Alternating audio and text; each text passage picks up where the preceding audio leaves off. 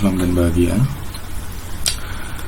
Hari ini kita akan membahas tentang analisis item tes prestasi belajar.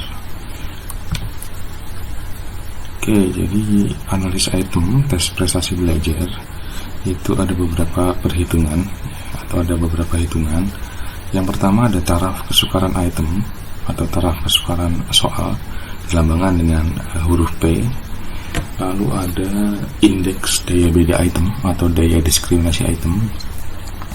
Yang ketiga reliabilitas ya, KR20. Lalu yang keempat ada error standar dalam pengukuran atau error measurement atau SEM. Lalu yang kelima ada efektivitas pengecoh atau distraktor. Nah, sebelum jauh lanjut ke hitungan, kita akan sampaikan beberapa hal. Yang pertama ada sampel. Jadi ada beberapa teori tentang jumlah subjek yang mengisi tes prestasi kalian ya, dari mulai secara tradisional gitu ya. Jadi ukuran 60 orang itu sudah dinilai baik. Jadi subjek penelitian atau subjek yang mengisi tes prestasi kalian sejumlah 60 itu sudah bisa dikatakan baik atau cukup banyak. Lalu secara metodologis, teman-teman harus mempertimbangkan heterogenitas populasi ya, banyaknya variabel ini juga perlu dipertimbangkan. Atau kalian juga bisa berasumsi pada tokoh Crocker dan Algina itu jumlah 200 itu cukup memadai ya, 200 itu memadai. Atau dari Nunnally ya, 5-10 kali lipat banyaknya item ya, tinggal dikalikan saja kalau gitu. Lalu dari Gable ya, 6-10 kali lipat banyaknya item ya, ini terkait dengan ukuran sampel. Yang pertama tentang taraf kesukaran ya, adalah parameter yang mendeskripsikan seberapa sukar sekelompok subjek yang dites untuk memberikan jawaban yang benar terhadap suatu item ya, berlaku bagi kelompok yang bersangkutan.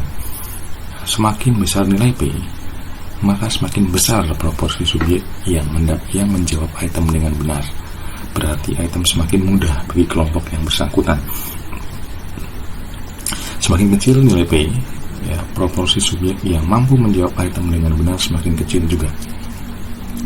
Jadi semakin sukar ya, bagi kelompok yang bersangkutan.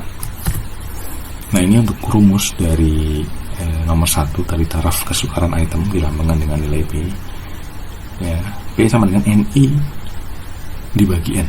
NI banyaknya subjek yang menjawab item dengan benar, lalu N banyaknya subjek yang menjawab item ya. Saya kira cukup mudah untuk yang nomor 1 ini.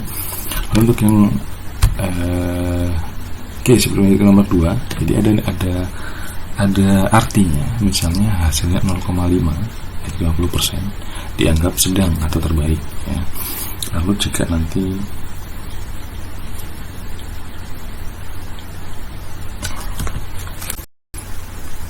kita lanjut ya, nanti kalau nilainya 0,6 atau 60% itu mudah. Lalu kalau 0,4 atau 40% itu sukar ya. Lalu kalau 0,3 atau 0,2 ya, 30-20% itu apabila item digunakan untuk seleksi. Nah, ini contohnya ya. Jadi contoh item nomor 1 dapat dijawab benar oleh 120 orang dari 200. Jadi total subjek itu 200, lalu dijawab benar oleh 120 orang. Sedangkan item nomor 2 dijawab benar oleh 58 orang ya. P item nomor 1 itu 120 dibagi 200, artinya 0,6 gitu ya. Lalu P item nomor 2 58 orang benar dari 200 orang yang peserta penjawab, hasilnya 0,3. Kesimpulannya, item nomor 1 merupakan item yang lebih mudah dibandingkan dengan item nomor 2. Nah, untuk nomor 2 ya, jadi indeks daya beda atau daya diskriminasi item dicerminkan oleh perbedaan jawaban terhadap item di antara kelompok subjek yang cerdas atau kelompok subjek yang berbakat atau tidak berbakat, atau kelompok yang sudah berhasil dan yang belum berhasil dalam belajar.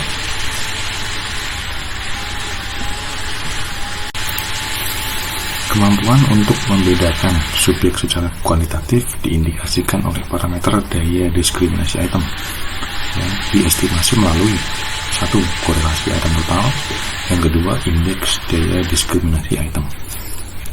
Ya, jadi A, RP bis atau poin biserial, yang B, R bis, korelasi biserial, atau yang C, ya, indeks diskriminasi item, dan D, ya, komparasi min skor tes. Nah, koefisien korelasi antara skor dari dua distribusi yang ditunjukkan oleh besar dan arah korelasinya. Koefisien skor tes yang bersifat dikotomi skor 1 dan 0 dapat menggunakan formula korelasi poin biserial atau RP bis atau korelasi biserial. Ini untuk rumusnya, jadi RP bis sama dengan X1 dikurangi X dibagi SX, ya, akar P dibagi 1 dikurangi P. Nah, untuk perhitungan secara realnya nanti teman-teman bisa melihat video selanjutnya. Jadi kita belajar tentang teori dulu, nanti akan ada prakteknya langsung. Ya, ini saya skip saja karena teman-teman nanti akan langsung ke prakteknya, ya. Jadi ada video berikutnya, kalian bisa diperhatikan prakteknya langsung. Nah, lalu yang ketiga, nanti kita juga menghitung estimasi reliabilitas. Ya, masih ingat ya konsep reliabilitas. Ya, jadi kita juga akan menghitung, ya, bisa menggunakan Excel atau SPSS. Nah, kebetulan video next video yang kalian akan lihat itu tutorialnya menggunakan Excel, ya. Nah, lalu juga akan membahas tentang error dalam pengukuran. Ya, setiap pengukuran ada errornya. Kita akan melihat nanti standar error, ya, dalam setiap pengukuran. Nah, ini juga ada dalam video selanjutnya, dalam video praktek langsung, ya, tutorialnya.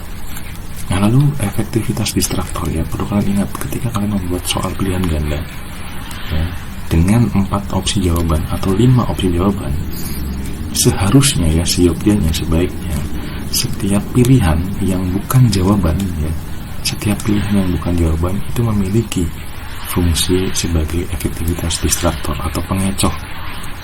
Ya, nanti kita akan lihat contoh realnya ketika kalian melihat video selanjutnya, ya. Fungsi distraktor berlawanan dengan fungsi diskriminatif item. Ya, distraktor hanya dipilih oleh subjek yang tidak cakap. Ya, jadi fungsi dari distraktor itu hanya dipilih oleh subjek yang tidak cakap atau tidak tahu jawabannya, ya, sehingga dia keliru untuk menjawab pertanyaan. Ya, distraktor yang efektif akan berkorelasi negatif dengan skor X. Nah, distraktor yang baik akan menunjukkan koefisien yang besar dan negatif. Semakin besar koefisien RP bis atau RP bis, maka distraktor semakin efektif. Nah, ini komparasi dengan skor, ya. Kalau XI lebih kecil daripada X, ya, artinya distraktor baik. Ya, lalu kebalikannya, kalau XI lebih besar sama dengan X, artinya distraktor buruk. Nah, teman-teman nanti setelah ini bisa melihat video selanjutnya. Jadi kalian juga nanti persiapkan file di Excel. Nah, kita akan lanjut untuk praktek selanjutnya di perhitungan. Ya, referensi dari bukunya Azwar, Syekhul Azwar. Ya, ini buku yang selalu dipakai untuk mahasiswa psikologi itu, khususnya yang mengambil skripsi kuantitatif, ya, Azwar, Syekhul Azwar. Demikian mungkin penjelasan tentang analisis item. Ya, video selanjutnya silahkan ditonton untuk teman-teman tentang praktek analisis item. Ya, baik, saya kira cukup itu aja. Terima kasih, salam.